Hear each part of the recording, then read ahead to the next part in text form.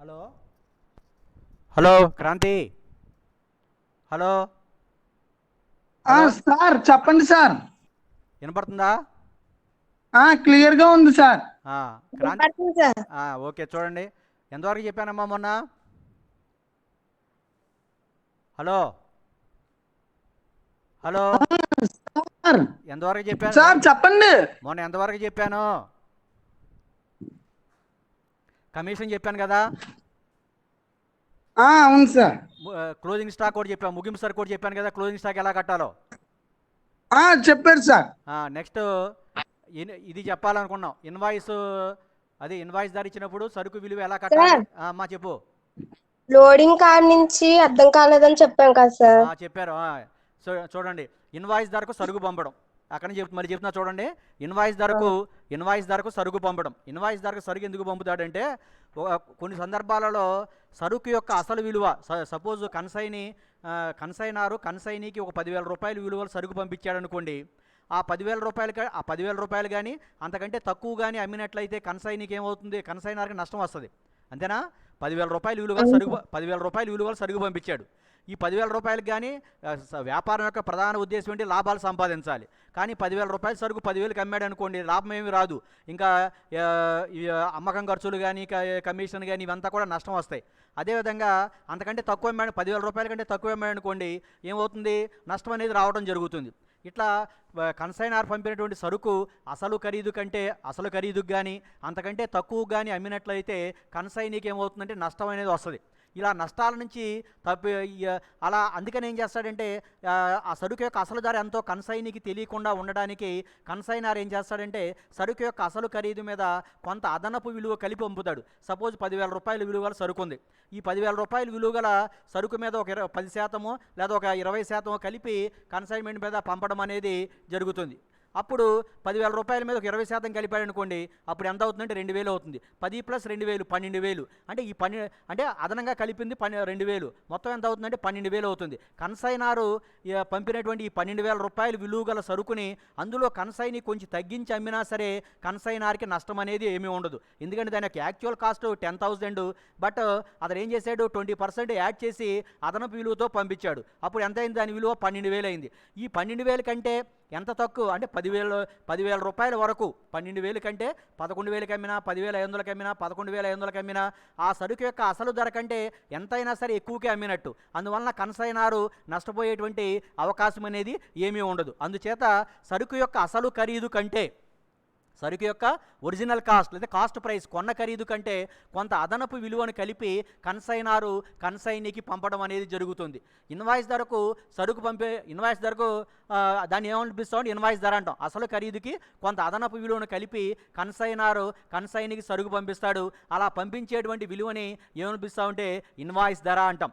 E invoice ధర అంటే సరుకు పంపినప్పుడు ఇన్వాయిస్ ధర అనేది అదనంగా ఉంటుంది. అంటే అసలు ఖరీదు కంటే ఎక్కువగా ఉంటుంది.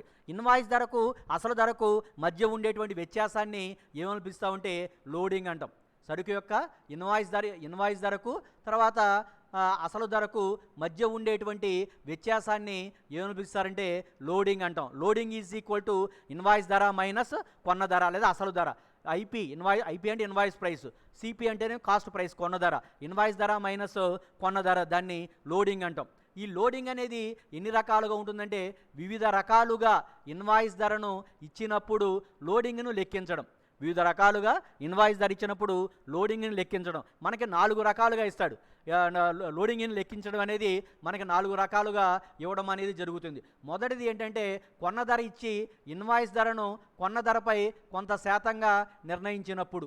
ఇన్వాయిస్ ధర ఇచ్చి కొన్న ధర ఇచ్చి ఇన్వాయిస్ ధరను కొన్న ధర మీద కొంత శాతంగా ఇచ్చినప్పుడు. కొన్న ధర ఇచ్చాడు అంటే, కొన్న ధర అంటే సపోజ్ సరుకు యొక్క ఖరీదు 10,000 రూపాయలు, దాని మీద ఒక 20% లాభం కలిపి ఇన్వాయిస్ ధరతో పంపించాడు అంటాడు.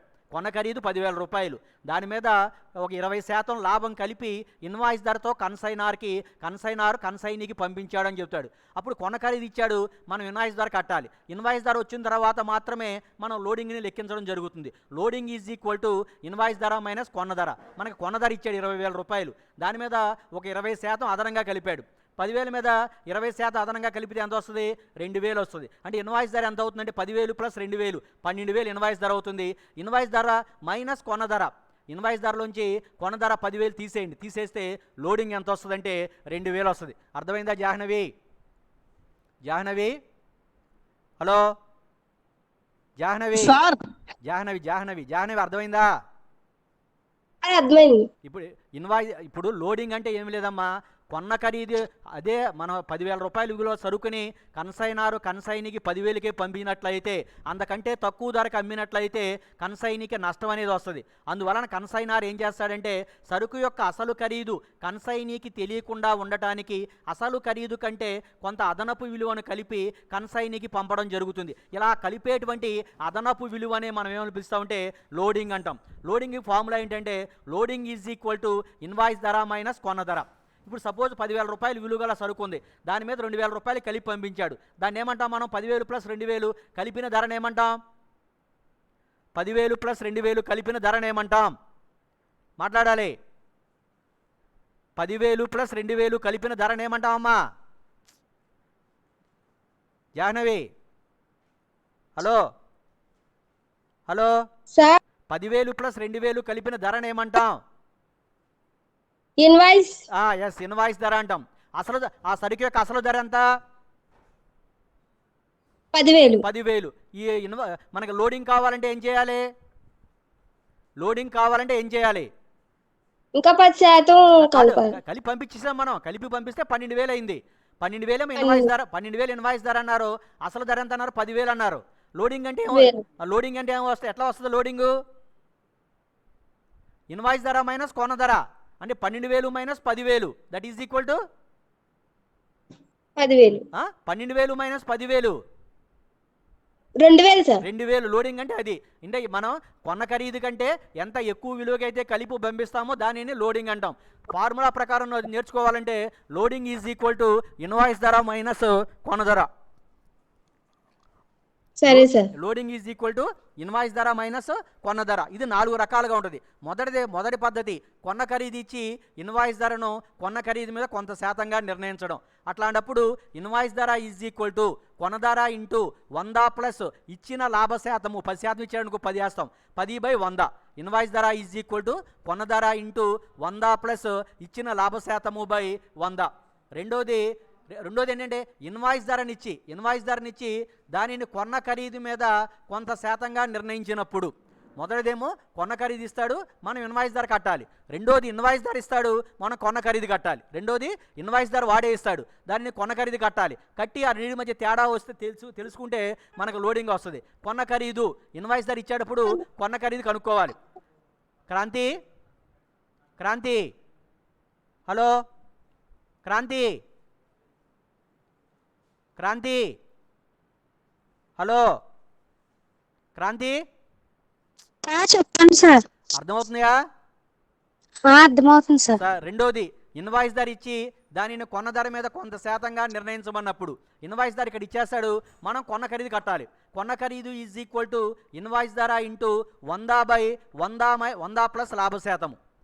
ఇన్వాయిస్ ధర ఇంటూ 100/100 ప్లస్ లాభ శాతము. పైన అయితేనేమో భిన్నం రివర్స్ అవుతుంది. కొన్న ధర ఇచ్చినప్పుడు ఇన్వాయిస్ ధర కనుక్కోవాలి. ఇన్వాయిస్ ధర ఈజ్ ఈక్వల్ టు కొన్న ధర ఇంటూ 100 ప్లస్ లాభ శాతము బై 100. ఇప్పుడు ఇన్వాయిస్ ధర ఇచ్చినప్పుడు మనం కొన్న ఖరీదు కనుక్కోవాలి. కొన్న ఖరీదు ఈజ్ ఈక్వల్ టు ఇన్వాయిస్ ధర ఇంటూ 100/100 ప్లస్ లాభ శాతము. అది రెండో పద్ధతి. మూడోది ఇవి మనకి ఎక్కువగా అడగడు, కానీ ఇవి కూడా నేర్చుకోవాలి మనం. 3, 4 ఎక్కువగా అడగడు. కొన్న ధర ఇచ్చి అమ్మకం ధరపై కొంత శాతం లాభం వచ్చేటట్లుగా ఇన్వాయిస్ ధరను నిర్ణయించమన్నప్పుడు ముందు మనకి స్లో అయిపోయింది. సరే, కొన్న ధర ఇచ్చి వినపడుతుంది. ఇప్పుడు కొన్న ధర ఇచ్చి అమ్మకం ధరపై కొంత శాతం లాభం వచ్చేటట్లుగా ఇన్వాయిస్ ధరను నిర్ణయించమన్నప్పుడు కొన్న ధర ఇస్తాడు, అమ్మకం ధర మీద కొంత శాతం లాభం వచ్చేటట్లుగా ఇన్వాయిస్ ధరను నిర్ణయించమన్నప్పుడు మూడోది. అప్పుడు ఇన్వాయిస్ ధరను కట్టాలి మనం. కొన్న ధర ఇచ్చాడు కాబట్టి ఇన్వాయిస్ ధర కట్టాలి. ఇన్వాయిస్ ధర ఈజ్ ఈక్వల్ టు కొన్న ఖరీదు ఇంటూ 100/100 మైనస్ లాభ శాతం. 100/100 మైనస్ లాభ శాతము. తర్వాత నాలుగోది ఇన్వాయిస్ ధర ఇచ్చి దానిని అమ్మకం ధరపై కొంత శాతం లాభం వచ్చేటట్లుగా నిర్ణయించమన్నప్పుడు కొన్న ధర ఈజ్ ఈక్వల్ టు ఇన్వాయిస్ ధర ఇంటూ 100 మైనస్ లాభ శాతం. కొన్న ధర is equal to invoice sir ధర. నాకు స్క్రీన్ ఏం కనపడట్లేదు. స్క్రీన్ కనపడట్లేదు సార్. కనపట్లేదా? మరి ఇందాక నుంచి చెప్పరే మరి మీరు స్క్రీన్ కనపట్లేదని. అంటే మా నోట్స్ లో ఉన్నది కదా అని అందులో చూసుకుంటున్నాం సార్. ఇప్పుడు చూడండి, ఇప్పుడు కనపడుతుందా? ఆహా, అదేదో సార్ స్టార్ట్ చేయమని అంటుంది సార్, అసలు ఏం కనపడట్లా. ఏంట్రా జాయిన్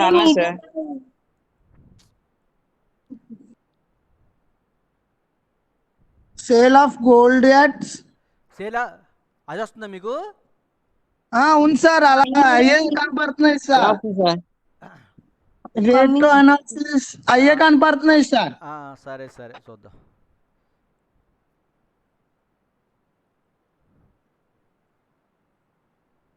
ఇప్పుడు చూడండి, ఇప్పుడు వస్తుందా?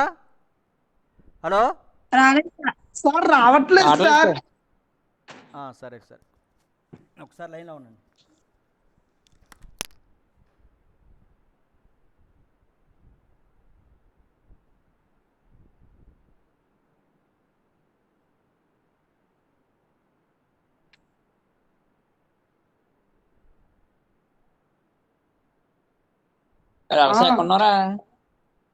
ఇంట్లో రా. సార్ కనపడుతుంది, మాట్లాడదండి. చెప్పరా మహేష్, ఏమైంది? ఏమోలే.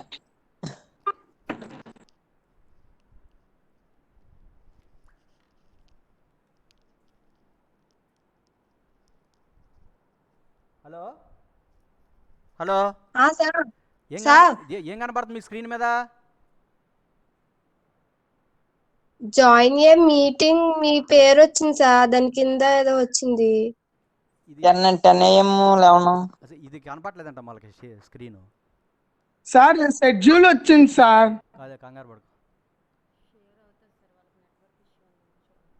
షేర్ అవుతుందంట. మీరు ఇది ఇది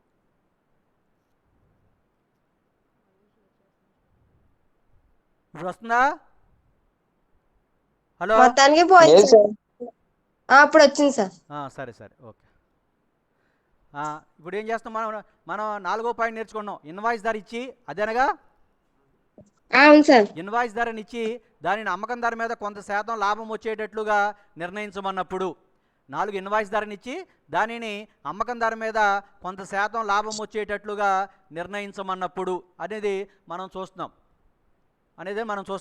ఇప్పుడు చూడండి, ఇన్వాయిస్ ధర ఈజీ కొన్న ధర కట్టుకోవాలి మనం. ఇన్వాయిస్ ధర ఇచ్చాడంటే కాస్ట్ ప్రైస్ కొన్న ధర కట్టాలి. కొన్న ధర ఈజ్ ఈక్వల్ టు ఇన్వాయిస్ ధర ఇంటూ 100 మైనస్ లాభ శాతము బై 100. ఇవి 4 ఫార్ములాలు ఉంటాయి. ఇందులో మనకి ప్రధానంగా 1, 2 సంబంధించి లెక్కలు ఇస్తాడు. ఒక్కొక్కసారి 3, 4 కూడా ఇస్తూ ఉంటాడు. కానీ ఎక్కువగా 1వ మెథడ్ 2వ మెథడ్కి సంబంధించి మనకి ఎగ్జామ్లో లెక్కలు ఇవ్వడం అనేది జరుగుతుంది. మొదటిది ఏంటంటే, కొన్న ధరని ఇచ్చి ఇన్వాయిస్ ధరను కొన్న ధర మీద కొంత శాతంగా నిర్ణయించమన్నప్పుడు, ఇన్వాయిస్ ధర ఈజ్ ఈక్వల్ టు కొన్న ధర ఇంటూ 100 ప్లస్ లాభ శాతము బై 100. ఇది ఒక ఫార్ములా. రెండవది ఏంటంటే, ఇన్వాయిస్ ధర ఇచ్చాడు. ఇన్వాయిస్ ధర ఇచ్చి దానిని కొన్న ధర మీద కొంత శాతంగా నిర్ణయించమన్నప్పుడు, ఇన్వాయిస్ ధర ఇచ్చి దానిని కొన్న ధర మీద కొంత శాతంగా నిర్ణయించమన్నప్పుడు, కొన్న ధర ఈజ్ ఈక్వల్ టు ఇన్వాయిస్ ధర ఇంటూ 100 బై 100 ప్లస్ లాభ శాతము. ఆ తర్వాత మూడోది ఏంటంటే, కొన్న ధర ఇచ్చి దానిని అమ్మకం ధర మీద కొంత శాతం లాభం వచ్చేటట్లుగా ఇన్వాయిస్ ధరను నిర్ణయించమన్నప్పుడు, ఇన్వాయిస్ ధర ఈజ్ ఈక్వల్ టు కొన్న ధర ఇంటూ 100 బై 100 మైనస్ లాభ శాతము. నాలుగోది ఏంటంటే, ఇన్వాయిస్ ధర ఇచ్చి దానిని అమ్మకం ధర మీద కొంత శాతం లాభం వచ్చేటట్లుగా నిర్ణయించమన్నప్పుడు, అప్పుడు మనకు కొన్న ధర కట్టాలి. కొన్న ధర ఈజ్ ఈక్వల్ టు ఇన్వాయిస్ ధర ఇంటూ 100 మైనస్ లాభ శాతము బై 100. ఇవి 4 పద్ధతులు. ఏ పద్ధతి అయినా సరే అడగవచ్చు. ఎక్కువగా మనకు మొదటి 2 పద్ధతులు కట్టడం అనేది జరుగుతుంది. ఇలా కడితే మనకి ఏమవుతుందంటే, ఇన్వాయిస్ ధర అనేది కొన్న ధర ఇస్తే ఇన్వాయిస్ ధర వస్తుంది, ఇన్వాయిస్ ధర ఇస్తే కొన్న ధర వస్తుంది. ఈ రెండింటికి మధ్య వ్యత్యాసాన్ని మనం ఏమైనా పిలుస్తూ ఉంటే లోడింగ్ అంటాం. అర్థమైంది కదమ్మా జాహ్నవి? అర్థమైందా? రెండింటికి మధ్య వ్యత్యాసాన్ని, ఇన్వాయిస్ ధరకు కొన్న ధరకు మధ్య ఉండేటువంటి వ్యత్యాసాన్ని ఏమైనా పిలుస్తూ ఉంటే లోడింగ్ అంటాం. Loading is equal to invoice ధర మైనస్ కొన్న ధర. మనకి కొన్న ధర ఇస్తే ఇన్వాయిస్ ధర కనుక్కొని అందులోంచి కొన్న ధర తీసేస్తాం. ఒకవేళ ఇన్వాయిస్ ధర ఇచ్చాడనుకోండి, కొన్న ఖరీదు లెక్కించి అందులో ఇన్వాయిస్ ధరలోంచి కొన్న ఖరీదు తీసేస్తాం. అప్పుడు లోడింగ్ అనేది రావడం జరుగుతుంది. లోడింగ్ అంటే సరుకు యొక్క అసలు విలువ కన్సైనీకి తెలియకుండా ఉండడానికి కన్సైనీ యొక్క సరుకు అసలు విలువపై కొంత శాతం అదనంగా కలిపి కన్సైనీకి పంపడం జరుగుతుంది. ఇలా అదనంగా కలిపేటువంటి విలువనే ఏమని పిలుస్తూ ఉంటే లోడింగ్ అంటాం. లోడింగ్ ఫార్ములా ఏంటంటే loading is equal to invoice ధర మైనస్ కొన్న ధర. ఇన్వాయిస్ ధరలోంచి కొన్న ధరను తీసేసినట్లయితే మనకి లోడింగ్ అనేది రావడం జరుగుతుంది. నెక్స్ట్ కన్సైన్మెంట్ సరుకు నిల్వ రిజర్వు. కన్సైన్మెంట్ సరుకు నిల్వ అంటే ఏమనుకున్నాం, ఆల్రెడీ పాత క్లాసుల్లో నేను ఎక్స్ప్లెయిన్ చేశా. కన్సైన్మెంట్ సరుకు నిల్వ అంటే వాడుక భాషలో ఏమంటాం? కన్సైన్మెంట్ సరుకు నిల్వని చెప్పాలి మీరు. కన్సైన్మెంట్ సరుకు నిల్వని వాడుక భాషలో ఏమంటాం చెప్పండమ్మా. హలో, ముగింపు సరుకు. Yes very good. ముగింపు సరుకు అంటాం. ఈ ముగింపు సరుకు మనం ఇన్వాయిస్ ధర ప్రకారం సరుకు పంపించినప్పుడు మనం ఇన్వాయిస్ ధర ప్రకారం సరుకు పంపించామనుకోండి, ఆ ఇన్వాయిస్ ధర ప్రకారం సరుకు పంపినప్పుడు ఏం చేస్తాం? కొన్న ఖరీదు కంటే కొంత అదనపు విలువను కలిపి పంపిస్తాం కదా, అంతేనా? కొంత అదనపు విలువను కలిపి పంపిస్తాం. ఇప్పుడు అందులో కొంత సరుకు అమ్మకం కాకుండా కన్సైనీ వద్ద ఉంది. అందులో మన ఇన్వాయిస్ ధర ప్రకారం సరుకు పంపినప్పుడు అందులో కొంత విలువ కలిగిన సరుకు అమ్మకం కాకుండా కన్సైనీ వద్ద ఉంది. అందులో కూడా అదనపు విలువ ఉంటుంది కదా. కన్సైనీ వద్ద అమ్మకం కాకుండా ఉన్న సరుకులో కొంత అదనపు విలువ ఉంటుందా ఉండదా? ఉంటుంది. ఆ అదనపు విలువను మనం సర్దుబాటు చేయాలి. మనం ఇన్వాయిస్ ధర ప్రకారం సరుకు పంపినప్పుడు కన్సైనీ వద్ద అమ్మకం కాకుండా మిగిలిపోయి ఉన్నటువంటి సరుకులో కొంత అదనపు విలువ అనేది చేర్చి ఉంటుంది. అలాంటి అదనపు విలువని సర్దుబాటు చేయడానికి లెక్కించే దానిని మనం ఏమి పిలుస్తామంటే కన్సైన్మెంట్ సరుకు నిల్వ రిజర్వు అంటాం. కన్సైన్మెంట్ సరుకు నిల్వ రిజర్వు. కన్సైనారు ఇన్వాయిస్ ధర ప్రకారం కన్సైనీకి సరుకు పంపినప్పుడు కన్సైనీ వద్ద అమ్మకం కాకుండా మిగిలి ఉన్నటువంటి సరుకులో కొంత అదనపు విలువ చేర్చబడి ఉంటుంది. అట్లా చేర్చబడి ఉన్నటువంటి అదనపు విలువను సర్దుబాటు చేయటానికి లెక్కించేటువంటి విలువ మొత్తాన్ని ఏమనిపిస్తామంటే కన్సైన్మెంట్ సరుకు నిల్వ రిజర్వ్ అంటాం. స్టాక్ రిజర్వ్ ఫర్ కన్సైన్మెంట్ లేదా reserve for stock on consignment or stock reserve consignment అని కూడా అంటాం. చూడండి, కన్సైనార్ సరుకును ఇన్వాయిస్ ధర ప్రకారం కన్సైనీకి పంపినప్పుడు ఆ సరుకులో కొంత భాగము అమ్మకం కాకుండా మిగిలి ఉన్నట్లయితే అందులో ఉన్నటువంటి అదనపు విలువను సర్దుబాటు చేయడాన్ని కన్సైన్మెంట్ సరుకు నిల్వ రిజర్వ్ అంటాం. Reserve for stock on consignment అంటాం. ఇప్పుడు దీన్ని రెండు రకాలుగా లెక్కిస్తాం. కన్సైన్మెంట్ సరుకు నిల్వ reserve is equal to invoice ధర ప్రకారం ముగింపు సరుకు మైనస్ కొన్న ధర ప్రకారం ముగింపు సరుకు. కన్సైన్మెంట్ సరుకు నిల్వ reserve is equal to invoice ధర ప్రకారం ముగింపు సరుకు మైనస్ కొన్న ఖరీదు ప్రకారం ముగింపు సరుకు. లేదా దీన్ని ఎట్లా లెక్కించండి అంటే మనకి ఇచ్చే చిన్న లెక్కలైనట్లయితే మనం డైరెక్ట్గా లెక్కించేయచ్చు. కన్సైన్మెంట్ సరుకు నిల్వ reserve is equal to loading into మిగిలిన సరుకు బై మొత్తం సరుకు. మిగిలిన సరుకు బై మొత్తం సరుకు వేసినట్లయితే మనకి ఏమొస్తుందంటే కన్సైన్మెంట్ సరుకు నిల్వ రిజర్వ్ అనేది రావడం జరుగుతుంది. కన్సైన్మెంట్ సరుకు నిల్వ రిజర్వ్ని ఎప్పుడు కట్టాలి అంటే కన్సైనీకి ఇన్వాయిస్ ధర ప్రకారం సరుకు పంపినప్పుడు ఆ ఇన్వాయిస్ ధర ప్రకారం సరుకు పంపినప్పుడు పంపినటువంటి సరుకులో కొంత భాగం అమ్మకం కాకుండా కన్సైనీ వద్ద మిగిలి ఉంటుంది. దానిని ఏమైనా పిలుస్తామంటే ముగింపు సరుకు అంటాం. లేదా టెక్నికల్గా ఏమైనా పిలుస్తారంటే కన్సైన్మెంట్ సరుకు నిల్వ అంటాం. ఈ అదనపు అట్లా కన్సైనర్ దగ్గర ఉన్నటువంటి కన్సైనీ దగ్గర ఉన్నటువంటి ఈ అదనపు ఈ సరుకు నిల్వలో అదనంగా ఉండేటువంటి విలువని సర్దుబాటు చేయడానికి లెక్కించేటువంటి మొత్తాన్ని ఏమనిపిస్తామంటే కన్సైన్మెంట్ సరుకు నిల్వ రిజర్వు అంటాం. దీనిని రెండు రకాలుగా లెక్కిస్తాం. కన్సైన్మెంట్ సరుకు నిల్వ reserve is equal to invoice ధర ప్రకారం ముగింపు సరుకు మైనస్ కొన్న ఖరీదు ప్రకారం ముగింపు సరుకు. రెండు కట్టి తీసేస్తే మనకి ఏమొస్తుందంటే కన్సైన్మెంట్ సరుకు నిల్వ రిజర్వ్ వస్తుంది. ఇన్వాయిస్ ధర ప్రకారం ముగింపు సరుకు మైనస్ కొన్న ధర ప్రకారం ముగింపు సరుకు తీసేస్తే మనకి ఇది ఏంటంటే కన్సైన్మెంట్ సరుకు నిల్వ రిజర్వ్ అనేది రావడం జరుగుతుంది. ఇక నెక్స్ట్ లేదా ఇంకో రకంగా కూడా కట్టవచ్చు. కన్సైన్మెంట్ సరుకు నిల్వ reserve is equal to loading into remaining stock by total stock.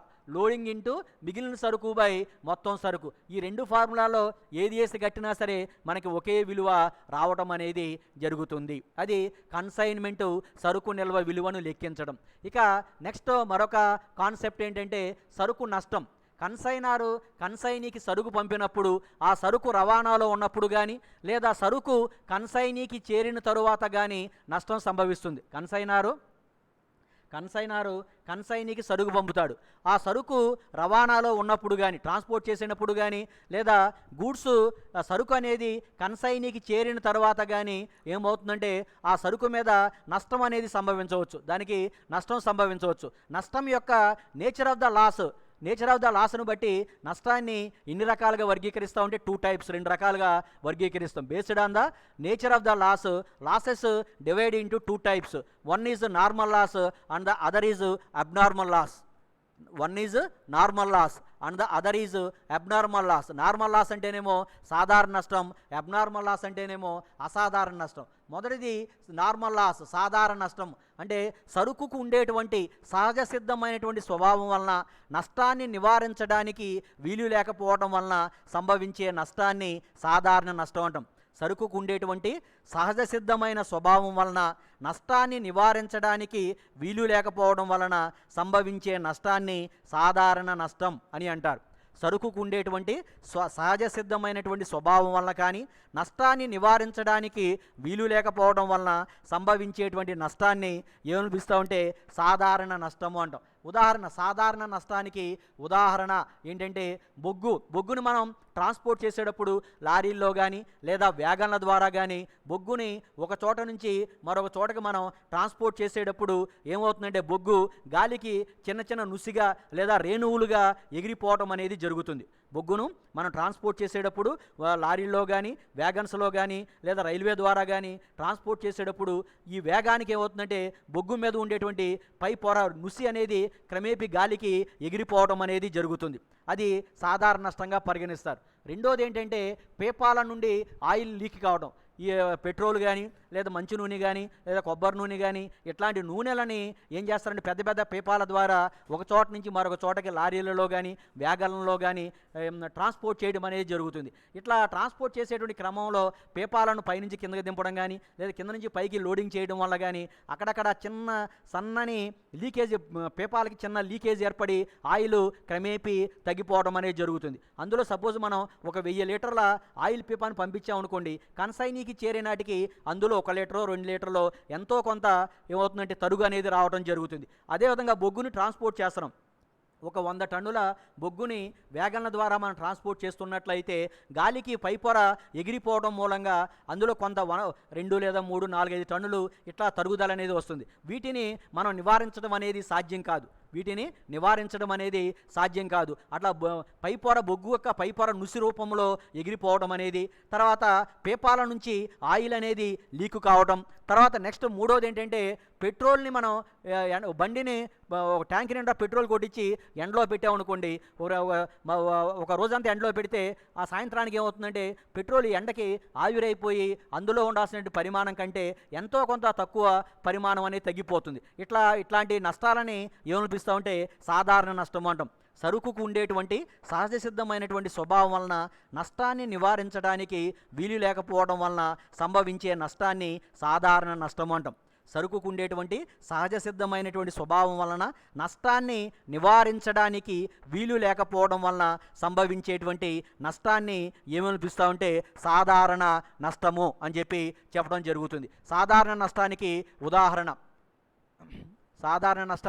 ఉదాహరణ అరే హర్ష రే హర్ష రే సార్ అర్థమవుతుందా? Sir okay. బొగ్గు రేణువుల రూపంలో తరిగిపోవటం, తర్వాత పీపాల నుంచి ఆయిల్ లీక్ కావటం, తర్వాత ఎండకు పెట్రోల్ ఆవిరి కావటం, ఇవన్నీ కూడా ఎట్లాంటి నష్టాలంటే సాధారణ నష్టాలు. సరుకుకు ఉండేటువంటి సహజ సిద్ధమైన స్వభావం వలన నష్టాన్ని నివారించడానికి వీలు లేకపోవడం వలన సంభవించే నష్టాన్ని సాధారణ నష్టం అని అంటాం. ఈ సాధారణ నష్టం ఏంటంటే బొగ్గు నుసి రూపంలో తరిగిపోవడం, తర్వాత పీపాల నుంచి ఆయిల్ లీక్ కావడం, తర్వాత ఎండకు పెట్రోల్ ఆవిరి కావడం, ఇవన్నీ కూడా సాధారణ నష్టం యొక్క లక్షణాలు. ఇక రెండోది ఏంటంటే అబ్నార్మల్ లాస్, అసాధారణ నష్టం. రెండోది ఏంటంటే మొదటిది నార్మల్ లాస్, రెండోది ఏంటంటే అబ్నార్మల్ లాస్. అబ్నార్మల్ లాస్ అంటే ఏంటంటే మానవ తప్పిదాల వల్ల అబ్నార్మల్ లాస్ అంటే ఏంటంటే మానవ తప్పిదాల వల్ల కానీ, అగ్ని ప్రమాదాల వల్ల కానీ, దొంగతనం వల్ల కానీ, ప్రకృతి వైపరీత్యాల వల్ల సరుకుకు సంభవించేటువంటి నష్టాన్ని ఏమనిపిస్తూ ఉంటే అసాధారణ నష్టం అంటాం. మానవ తప్పిదాల వల్ల కానీ, లేదా అగ్ని ప్రమాదాల వల్ల కానీ, దొంగతనం వల్ల కానీ, లేదా ప్రకృతి వైపరీత్యాల వల్ల కానీ సరుకుకు సంభవించేటువంటి నష్టాన్ని ఏమనిపిస్తామంటే అసాధారణ నష్టం అంటాం.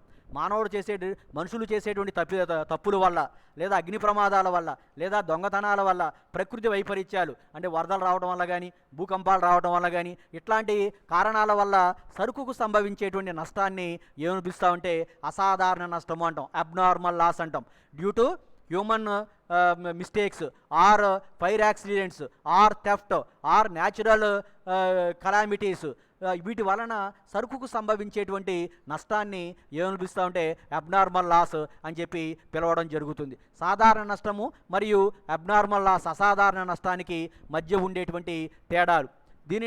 సాధారణ నష్టం దీనిని అరికట్టడానికి వీలు కాదు. అంటే బొగ్గు ఎగిరిపోవడం కానీ, ఆయిల్ పేపాల నుంచి కారిపోవడం కానీ, పెట్రోలు ఎండకి ఆవిరైపోవడం వల్ల కానీ సంభవించే నష్టాలని సాధారణ నష్టం అంటాం. వీటిని నివారించడానికి వీలు కాదు. అసాధారణ నష్టం అంటే ఏంటి? మానవ తప్పిదాల వల్ల కానీ, లేదా అగ్ని ప్రమాదాల వల్ల కానీ, లేకపోతే దొంగతనాల వల్ల కానీ, ప్రకృతి వైపరీత్యాల వల్ల కానీ సంభవించేటువంటి నష్టాలని అబ్నార్మల్ లాస్, అసాధారణ నష్టం అంటాం. ఈ అసాధారణ నష్టాలని అరికట్టడానికి అవకాశం అనేది ఉంటుంది. మనం జాగ్రత్తగా ఉన్నట్లయితే వాటిని అరికట్టవచ్చు. తర్వాత రెండోది ఏంటంటే సహజ కారణాల వల్ల. సాధారణ నష్టం అనేది న్యాచురల్ రీజన్స్, సహజ కారణాల వల్ల ఏర్పడుతుంది.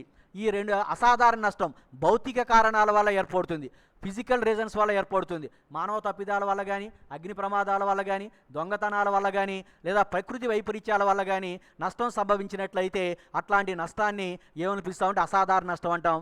దీన్ని భౌతిక కారణాల వల్ల ఏర్పడుతుంది. నెక్స్ట్ మూడోది ఏంటంటే పెట్రోల్, కిరోసిన్ లాంటివి ఆవిరి కావడం వల్ల, బొగ్గు, సిమెంట్ మొదలైనవి బరువు తగ్గడం వల్ల ఈ నష్టాలు ఏర్పడతాయి. సాధారణ నష్టాలు ఏంటంటే పెట్రోల్ కానీ, కిరోసిన్ కానీ, ఆయిల్ లాంటివి ఆవిరైపోవడం వల్ల, లేదా బొగ్గు మరియు సిమెంట్ లోడ్ చేసేటప్పుడు అవి ఏమవుతాయి, పైన ఉండేటువంటి నుసి రూపంలో కారిపోవడం వల్ల నష్టాలు అనేవి సంభవిస్తాయి. అవి సాధారణ నష్టం అవుతాయి. ఇవేంటంటే అసాధారణ నష్టాలు ఏంటంటే ప్రమాదం వల్ల కానీ, లేదా థెఫ్ట్ దొంగతనం వల్ల కానీ, అసమర్థత వల్ల కానీ ఈ నష్టాలు అనేవి ఏర్పడుతుంటాయి. నెక్స్ట్ నాలుగోది ఏంటంటే సాధారణ నష్టానికి విలువ అనేది లేదు, దానిని పుస్తకాలలో చూపబడదు. సాధారణ నష్టం, సపోజ్ మనం 100 టన్నులు పంపించాం, 1 టన్ను నష్టపోయింది అనుకోండి, ఆ నష్టపోయిన దానికి మిగతా 99 టన్నులు ఆ నష్టాన్ని భరిస్తాయి. 100 టన్నుల సరుకు మనం పంపించినప్పుడు 1 టన్ను సాధారణ నష్టం వల్ల కారిపోయింది, 99 టన్నులే కన్సైనీకి చేరతాయి. ఈ 99 టన్నులనే కన్సైనీ ఎంతకు అమ్మాలంటే 100 టన్నుల విలుగు సరిపడా మొత్తానికి అమ్మాలి. ఎందుకంటే ఆ నష్టపోయినటువంటి సాధారణ నష్టాన్ని మిగిలిన యూనిట్లు భరిస్తాయి. 100 టన్నులు పంపించాం, 1 టన్ను కారిపోవడం వలన కన్సైనీకి 99 టన్నులే చేరినాయి. ఆ 99 టన్నులు 100 టన్నుల విలువని భరిస్తాయి. అందుచేత అప్పుడు ఏమవుతుందంటే కొంత మేరకు సరుకు యొక్క విలువ అనేది పెరగడం జరుగుతుంది. కాబట్టి ఈ సాధారణ నష్టాన్ని పుస్తకాల్లో నమోదు చేయకూడదు, సాధారణ నష్టాన్ని పుస్తకాలలో చూపబడదు. తర్వాత దీనికి అసాధారణ నష్టం, దీనికి ఖచ్చితంగా వాల్యూ అనేది ఉంటుంది, దీనిని పుస్తకాలలో చూపడం అనేది జరుగుతుంది. దీనికి ఖచ్చితంగా వాల్యూ ఉంటుంది, పుస్తకాలలో చూపడం అనేది జరుగుతుంది. తర్వాత 5 సాధారణ నష్టాన్ని ప్రత్యేకంగా లెక్కించవలసిన అవసరం. It is need not necessary to calculate specifically normal loss. Normal loss is not to be calculate specifically. ప్రత్యేకంగా దీనిని లెక్కించాల్సిన అవసరం లేదు. But it is necessary in the abnormal loss to calculate separately. ప్రత్యేకంగా దీనిని లెక్కించాలి. అసాధారణ నష్టాన్ని ప్రత్యేకంగా మనం లెక్కించాల్సినటువంటి ఆవశ్యకత అనేది ఉంటుంది. నెంబర్ 6, సాధారణ నష్టానికి చిట్టాబద్దు అంటే ఏమీ ఉండదు, కానీ అసాధారణ నష్టానికి చిట్టాబద్దు తప్పనిసరిగా రాయాలి. సాధారణ నష్టానికి చిట్టాబద్దు ఉండదు, కానీ అసాధారణ నష్టానికి తప్పనిసరిగా చిట్టాబద్దు రాయాల్సి ఉంటుంది. ఇది ఏంటంటే సాధారణ నష్టము మరియు ఏంటండి అయ్యే సపోర్టారా సాధారణ నష్టము సాధారణ నష్టము అసాధారణ నష్టం. అర్థమైందమ్మా? జాహ్నవి హలో, సార్ అర్థమైందా? అయింది సార్. సాధారణ నష్టము అసాధారణ నష్టం చాలా ఇంపార్టెంట్. సాధారణ నష్టం అంటే సరుకుకు ఉండేటువంటి సహజ సిద్ధమైన స్వభావం వల్ల నష్టాన్ని నివారించడానికి వీలు లేకపోవడం వల్ల సంభవించేటువంటి నష్టాన్ని సాధారణ నష్టం అంటాం. బొగ్గు రేణువుల రూపంలో తరిగిపోవడం, తర్వాత పీపాల నుంచి ఆయిల్ లీక్ కావడం, ఎండకు పెట్రోలు ఆవిరి కావడం, ఇవి సాధారణ నష్టానికి ఉదాహరణలు. ఇక అసాధారణ నష్టం ఏంటంటే మానవ తప్పిదాల వల్ల, అగ్ని ప్రమాదాల వల్ల, దొంగతనాల వల్ల, ప్రకృతి వైపరీత్యాలు అంటే వరదలు రావటం, భారీ ఎత్తున వర్షాలు రావటం, తర్వాత తుఫానులు రావటం, భూకంపాలు సంభవించడం వల్ల సరుకుకి ఏమైనా నష్టం సంభవించినట్లయితే అట్లాంటి నష్టాన్ని ఏమనిపిస్తూ ఉంటే అబ్నార్మల్ లాస్, అసాధారణ నష్టము అని చెప్పడం జరుగుతుంది. Differences between normal loss and abnormal loss, సాధారణ నష్టానికి అసాధారణ నష్టానికి తేడాలు ఉంటాయి. సాధారణ నష్టాన్ని లెక్కించడానికి వీలు కాదు, కానీ అసాధారణ నష్టాన్ని సపోజ్ మొదట చూడండి, దీనిని అరికట్టడానికి వీలు కాదు, దీనిని అరికట్టవచ్చు. కొన్ని ప్రత్యేకమైన చర్యలు తీసుకున్నట్లయితే అసాధారణ నష్టంలో నష్టపోయినటువంటి సరుకును మనం రక్షించడానికి అవకాశం అనేది ఉంటుంది. కానీ సాధారణ నష్టం అనేది సరుకుకు ఉండేటువంటి సహజ సిద్ధమైన స్వభావం వల్ల ఏర్పడతాయి. ఆ బొగ్గు నుసు రూపంలో ఎగిరిపోతుంది. మనం ఎన్ని తార్పాలు కప్పినా సరే అది ఏదో రకంగా చిన్న బెజ్జాల నుంచి కారిపోవడం అనేది జరుగుతుంది. ఎంతో కొంత తరుగుదల అనేది ఉంటుంది. కాబట్టి సాధారణ నష్టాన్ని అరికట్టడానికి వీలు లేదు, కానీ అసాధారణ నష్టాన్ని మనం అరికట్టవచ్చు. రెండవది ఏంటంటే సహజ కారణాల వల్ల నష్టం ఏర్పడుతుంది. సాధారణ నష్టం అనేది న్యాచురల్ రీజన్స్ వల్ల ఏర్పడుతుంది, ఇదేమో ఫిజికల్ రీజన్స్, భౌతిక కారణాల వల్ల నష్టం అనేది ఏర్పడుతుంది. తర్వాత మూడోది ఏంటంటే పెట్రోలు, తర్వాత కిరోసిన్ లాంటివి ఆవిరి కావడం వల్ల, బొగ్గు, సిమెంట్ మొదలైనవి బరువు తగ్గడం వలన ఈ నష్టం అనేది ఏర్పడుతుంది. ప్రమాదాల వల్ల కానీ, దొంగతనాల వల్ల కానీ, అసమర్థత వల్ల కానీ, తర్వాత న్యాచురల్ రీజన్స్ ప్రకృతి వైపరీత్యాల వల్ల కానీ ఈ నష్టాలు అనేవి ఏర్పడుతుంటుంది. నెక్స్ట్ సాధారణ నష్టాన్ని విలువ లేదు కాబట్టి పుస్తకాలలో చూపబడదు. సాధారణ నష్టానికి విలువ అనేది లేదు, అందుచేత అది పుస్తకాలలో చూపబడదు. నెక్స్ట్ ఇందులో అసాధారణ నష్టానికి ఖచ్చితంగా విలువ అనేది ఉంటుంది, తప్పనిసరిగా ఇది పుస్తకాలలో చూపడం జరుగుతుంది. సాధారణ నష్టాన్ని ప్రత్యేకంగా లెక్కించాల్సిన అవసరం లేదు, కానీ అసాధారణ నష్టాన్ని తప్పనిసరిగా ప్రత్యేకంగా లెక్కించాలి. తర్వాత సాధారణ నష్టానికి చిట్టాబద్దు అనేది లేదు, అసాధారణ నష్టానికి చిట్టాబద్దు అనేది ఉంటుంది. ఇది సాధారణ నష్టానికి అసాధారణ నష్టం. సాధారణ నష్టం అంటే ఏంటి? ఉదాహరణలు. అసాధారణ నష్టం అంటే ఏంటి? ఉదాహరణలు. సాధారణ నష్టానికి మరియు అసాధారణ నష్టానికి మధ్య ఉండేటువంటి వ్యత్యాసాలు. Lavanya hello, Lavanya hello, Lavanya hello, hello hello,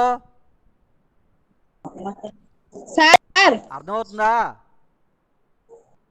లావణ్యని పిలుస్తున్నారని పలకట్లేదు sir మేము. లావణ్య పలకట్లేదు కదా, పలికిన కాంచి మళ్ళీ మాస్టర్ ఏమైనా ప్రశ్నలు అడుగుతాడేమో ఎందుకు వచ్చింది అని పలకట్లా. సరే అర్థమైందమ్మా? ఇక నెక్స్ట్ చూడండి, చిట్టాబద్దులోకి వద్దాం.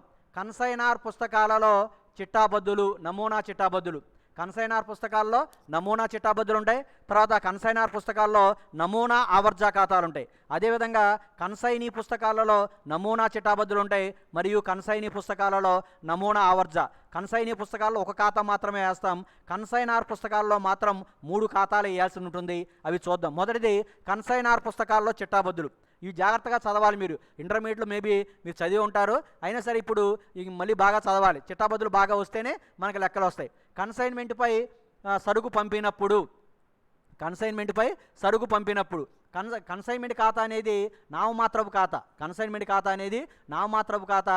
వ్యయాలు నష్టాలు డెబిట్ చేస్తాం, ఆదాయాలు లాభాలను క్రియేట్ చేయడం అనేది జరుగుతుంది. కన్సైన్మెంట్ మీద సరుకు పంపించినప్పుడు చిట్టాబద్దు ఏంటంటే కన్సైన్మెంట్ ఖాతా డెటార్ టు కన్సైన్మెంట్పై పంపిన సరుకు ఖాతా. చిట్టాబద్దులు బాగా రాసుకుని బాగా చదవాలి. కన్సైన్మెంట్ మీద సరుకు పంపినప్పుడు కన్సైన్మెంట్ ఖాతా డెటార్ టు కన్సైన్మెంట్పై పంపిన సరుకు ఖాతా. నేరేషన్ కన్సైన్మెంట్పై సరుకు పంపినందున. తర్వాత రెండోది కన్సైనార్ ఖర్చులు చెల్లించినప్పుడు. కన్సైన్మెంట్ ఖాతా డెటార్ టు నగదు ఖాతా. రెండోది కన్సైనార్ ఖర్చులు చెల్లించాడు. మనం కన్సైన్మెంట్ ఖాతాలో కన్సైనార్ పుస్తకాల్లో మనం రాస్తున్నాం కాబట్టి కన్సైన్మెంట్ ఖాతా డెటార్ టు నగదు ఖాతా అని రాస్తాం. కన్సైన్మెంట్ ఖర్చులు కాబట్టి ఏం చేయాలి, కన్సైన్మెంట్ ఖాతా అనేది నామమాత్రపు ఖాతా, వ్యయాలు నష్టాలు డెబిట్ చేయాలి. కన్సైన్మెంట్ మీద ఖర్చులు ఎవరు పెట్టినా సరే కన్సైన్మెంట్ ఖాతాకు డెబిట్ చేయాలి. ఇక్కడ కన్సైనార్ పెట్టాడు కాబట్టి అతని పేరు రాకూడదు కాబట్టి కన్సైన్మెంట్ ఖాతా డెటార్ టు నగదు ఖాతా అని రాస్తాం. కన్సైనార్ ఖర్చులు పెడితే కన్సైన్మెంట్ ఖాతా డెటార్ టు నగదు ఖాతా అని రాస్తాం. మూడోది కన్సైన్మెంట్ మీద కన్సైనీ ఖర్చులు పెట్టాడు. కన్సైనీ కూడా ఖర్చులు పెట్టవచ్చు. కన్సైన్మెంట్ ఖాతా డెటార్ మూడోది అంగ చూడండి, కన్సైన్మెంట్ ఖాతా డెటార్ టు నగదు ఖాతా. కన్సైన్మెంట్ ఖాతా డెటార్ టు నగదు ఖాతా కన్సైనీ ఖర్చులు చెల్లించినందున.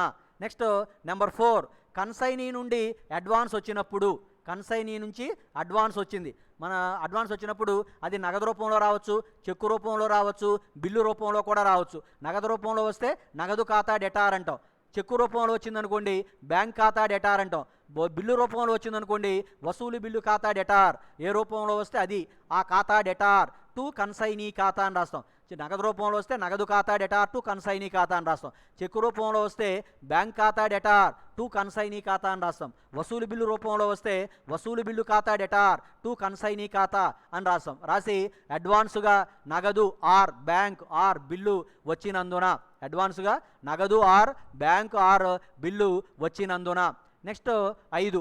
ఐదోది ఏంటంటే కన్సైనీ నుంచి వచ్చినటువంటి వసూలు బిల్లును బ్యాంకులో డిస్కౌంట్ చేసుకుంటే. 5, కన్సైనీ నుంచి వచ్చిన వసూలు బిల్లును బ్యాంకులో డిస్కౌంట్ చేసుకుంటే. బ్యాంకులో డిస్కౌంట్ చేసుకోవడం అంటే బిల్లుని బ్యాంకుకి అమ్మి వేయటం అని అర్థం. చిటాబద్దు ఏంటంటే బ్యాంక్ ఖాతా డెటార్. డిస్కౌంట్ మనకు నష్టం. డిస్కౌంట్ ఖాతా డెటార్ మన దగ్గర నుంచి వసూలు బిల్లు వెళ్ళిపోతుంది టు వసూలు బిల్లు ఖాతా చిటాబద్దు. బిల్లును బ్యాంకులో డిస్కౌంట్ చేసుకుంటే బ్యాంక్ ఖాతా డెటార్, డిస్కౌంట్ ఖాతా డెటార్ టు వసూలు బిల్లు ఖాతా. Being the bill is discounted at the bank. బిల్లును బ్యాంకు వద్ద డిస్కౌంట్ చేసుకున్నందున.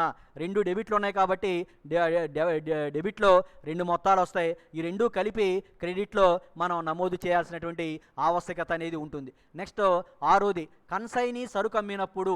6వ చిటాబద్దు ఏంటంటే కన్సైనీ సరుకు అమ్మినప్పుడు. కన్సైనీ సరుకు అమ్మినట్లయితే కన్సైనీ ఖాతా డెటార్ టు కన్సైన్మెంట్ ఖాతా. కన్సైనీ సరుకు అమ్మినప్పుడు కన్సైనీ ఖాతా డెటార్ టు కన్సైన్మెంట్ ఖాతా. కన్సైనీ సరుకును అమ్మినందున. కన్సైనీ ఖాతా డెటార్ టు కన్సైన్మెంట్ ఖాతా. కన్సైనీ సరుకును అమ్మినందున. నెక్స్ట్ 7వది అమ్మకాల మీద కన్సైనీకి కమిషన్ చెల్లిస్తే. కమిషన్ అనేది ఖర్చు కాబట్టి కన్సైన్మెంట్ ఖాతాకి ఏం చేయాలంటే డెబిట్ చేయాలి. కన్సైన్మెంట్ అనేది నామమాత్రపు ఖాతా, వ్యయాలు నష్టాలు డెబిట్ చేస్తాం. కన్సైనీకి మనం కమిషన్ ఇస్తాం, అది మనకి నష్టం ఖర్చు కాబట్టి ఆ ఖర్చును ఏం చేయాలంటే డెబిట్ చేయాలి. కన్సైన్మెంట్ ఖాతా డెటార్ టు కన్సైనీ ఖాతా. నేరేషన్ కన్సైనీకి కమిషన్ ఇచ్చినందున. అమ్మకాల మీద కన్సైనీకి కమిషన్ చెల్లించినప్పుడు. కన్సైన్మెంట్ ఖాతా డెటార్ టు కన్సైనీ ఖాతా. కన్సైన్మెంట్ ఖాతా డెటార్ టు కన్సైనీ ఖాతా. కన్సైన్మెంట్ ఖాతా డెటార్ టు కన్సైనీ ఖాతా. కన్సైనీకి అమ్మకాల మీద కమిషన్ ఇచ్చినందున. అమ్మకాల మీద మనం కమిషన్ ఇచ్చాం. తర్వాత నెక్స్ట్ 8వది ఏంటంటే కన్సైన్మెంట్ సరుకు నిల్వ లేదా దాన్ని ఏమని పిలుస్తామంటే ముగింపు సరుకు అంటాం. కన్సైన్మెంట్ సరుకు నిల్వను విలువ కట్టినప్పుడు లేదా ముగింపు సరుకును విలువ కట్టినప్పుడు కన్సైన్మెంట్ సరుకు నిల్వ ఖాతా డెటార్ టు కన్సైన్మెంట్ ఖాతా. కన్సైన్మెంట్ సరుకు నిల్వ అనేదేమో ఏమవుతుందంటే వాస్తవిక ఖాతా. వాస్తవిక ఖాతా అంటే ఏంటి? వాస్తవిక ఖాతా ఏంటంటే వచ్చే ప్రయోజనాన్ని డెబిట్ చేయాలి, పోయే ప్రయోజనాన్ని క్రెడిట్ చేయాలి. కన్సైన్మెంట్ సరుకు నిల్వ మనకి తిరిగి వచ్చేస్తుంది కాబట్టి కన్సైన్మెంట్ సరుకు నిల్వ ఖాతా డెటార్ టు కన్సైన్మెంట్ ఖాతా. కన్సైన్మెంట్ సరుకు నిల్వ ఖాతా డెటార్ టు కన్సైన్మెంట్ ఖాతా. ముగింపు సరుకును విలువ కట్టినందున. కన్సైన్మెంట్ సరుకు నిల్వ ఖాతా డెటార్ టు కన్సైన్మెంట్ ఖాతా. ముగింపు సరుకు లేదా కన్సైన్మెంట్ సరుకు నిల్వను విలువ కట్టినందున. నెక్స్ట్ 9 కన్సైన్మెంట్పై పంపిన సరుకులోని లోడింగ్ అదనపు విలువను సర్దుబాటు చేయడానికి. కన్సైన్మెంట్పై పంపిన సరుకులోని లోడింగ్ను సర్దుబాటు చేయటానికి మొదట రాసిన పద్దు. మనం ఫస్ట్ కన్సైన్మెంట్పై సరుకు పంపినప్పుడు ఏం రాసాం? కన్సైన్మెంట్ ఖాతా డెటార్ టు కన్సైన్మెంట్పై పంపిన సరుకు ఖాతా అని రాసాం. ఈ లోడి అదనపు విలువను సర్దుబాటు చేయడానికి మనం ఈ పద్దును తిప్పి రాస్తాం. ఏమని రాస్తామంటే కన్సైన్మెంట్పై పంపిన సరుకు ఖాతా డెటార్. చూడండి, కన్సైన్మెంట్పై 9వ పద్దు, కన్సైన్మెంట్పై పంపిన సరుకు ఖాతా డెటార్ టు కన్సైన్మెంట్ ఖాతా, పంపిన సరుకులో ఉన్న అదనపు విలువను సర్దుబాటు చేయటానికి, పంపిన సరుకులో ఉన్న అదనపు విలువను సర్దుబాటు చేయటానికి కన్సైన్మెంట్పై పంపిన సరుకు ఖాతా డెటార్ టు కన్సైన్మెంట్ ఖాతా.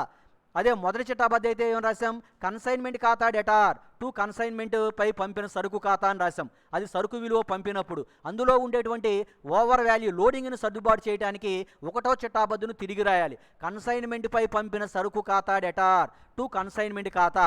నేరేషన్ రాసా చూడండి, పంపిన సరుకులో ఉన్న అదనపు విలువను సర్దుబాటు చేయడానికి. నెక్స్ట్ 10, కన్సైన్మెంట్ సరుకు నిల్వ రిజర్వును లెక్కించుటకు. ఇన్వాయిస్ ధర ప్రకారం సరుకు పంపించినప్పుడు అది కన్సైనీ వద్ద అమ్మకం కాకుండా ఉన్నట్లయితే అది అమ్మకం కాకుండా కన్సైనీ వద్ద ఉండేటువంటి ముగింపు సరుకులో కొంత అదనపు విలువ అనేది చేరి ఉంటుంది. ఇన్వాయిస్ ధర ప్రకారం కన్సైనర్ సరుకు పంపినప్పుడు కన్సైనీ ఆ సరుకు మొత్తాన్ని పూర్తిగా అమ్మకకుండా ఉన్నట్లయితే అందులో మిగిలిపోయినటువంటి సరుకుని ఏమని పిలుస్తామంటే కన్సైన్మెంట్ సరుకు నిల్వ అని పిలుస్తాం, ముగింపు సరుకు అంటాం. ఆ ముగింపు సరుకులో ఉండేటువంటి అదనపు విలువను మనం సర్దుబాటు చేయాలి. దాన్ని ఏమని పిలుస్తామంటే కన్సైన్మెంట్ సరుకు నిల్వ రిజర్వ్ అంటాం. ఈ కన్సైన్మెంట్ సరుకు నిల్వ రిజర్వ్ లెక్కించిన తరువాత మనం చిట్టాబద్ద ఏం రాస్తామంటే కన్సైన్మెంట్ ఖాతా డెటార్ టు కన్సైన్మెంట్ సరుకు నిల్వ రిజర్వ్ ఖాతా, consignment account debtor to stock on consignment reserve account, to stock on reserve account లేదా to stock on consignment reserve account అని చెప్పి రాయడం అనేది జరుగుతుంది. అది 10వ చిట్టాబద్దు. ఇక నెక్స్ట్ అసాధారణ నష్టం. ఇందాక చెప్పుకున్నాం కదా అసాధారణ నష్టం.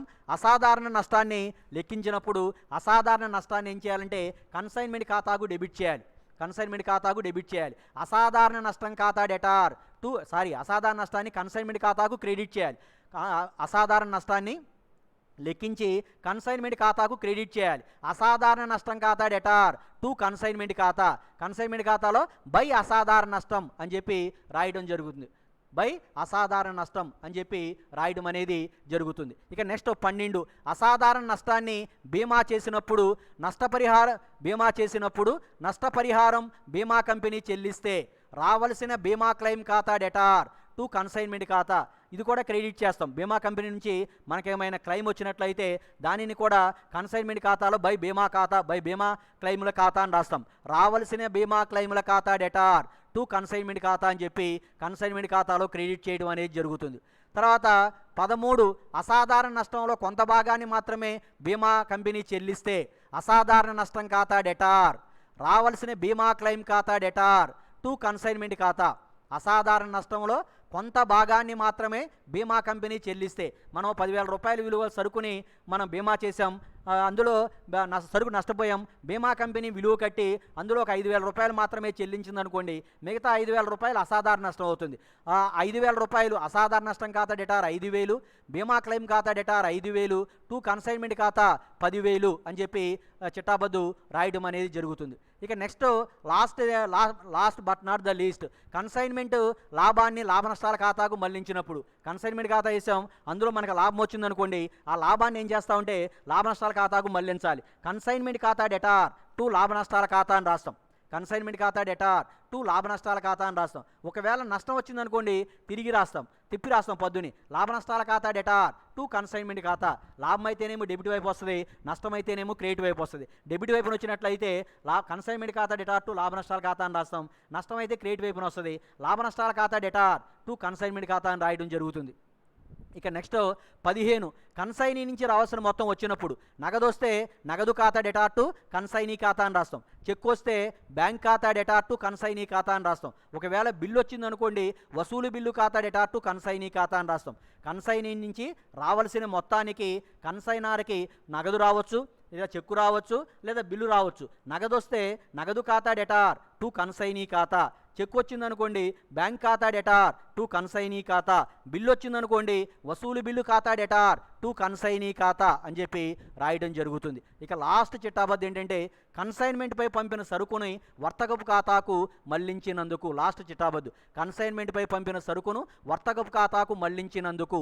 కన్సైన్మెంట్పై పంపిన సరుకు ఖాతా డెటార్, కన్సైన్మెంట్పై పంపిన సరుకు ఖాతా డెటార్ టు వర్తకపు ఖాతా, కన్సైన్మెంట్పై పంపిన సరుకును వర్తకపు ఖాతాకు మళ్లించినందున.